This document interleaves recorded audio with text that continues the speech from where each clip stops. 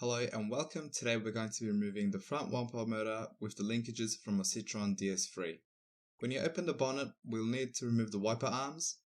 Make sure you mark which arm goes on which side, left or right. Remove the covers and with a 16mm socket, remove the nuts. If the wiper arms can get stuck, you'll need to wriggle it or spray some WD-40 lubricant because they can get stuck, but you'll need to wriggle them out. Just left, right, up, down, and it'll come off. Next, the scuttle panel is only held on by clips. You'll need to pull it out. There's no screws or that hold it in place. You'll just need to beat by beat pull it out of place.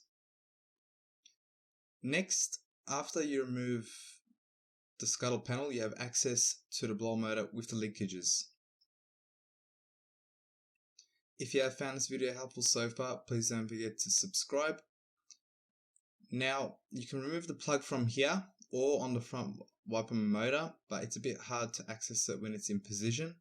So I remove it from here just to show you that it's kind of easier from here. And when you're buying the wiper motor, I would advise buying it with the linkages as it's easier to fit. Otherwise, you'll need to swap over the linkages.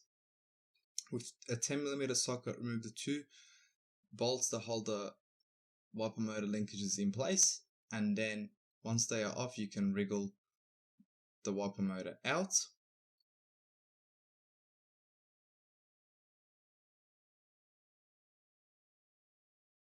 Now, just to show you, if you don't buy it with the linkages, when I say linkages, it's those metal pieces, the long pieces.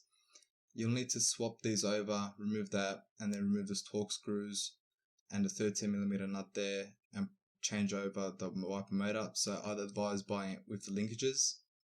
Thank you for watching. I hope you have found this video helpful. Please don't forget to like, comment, and most importantly, subscribe to support the channel, and we will see you in our upcoming videos.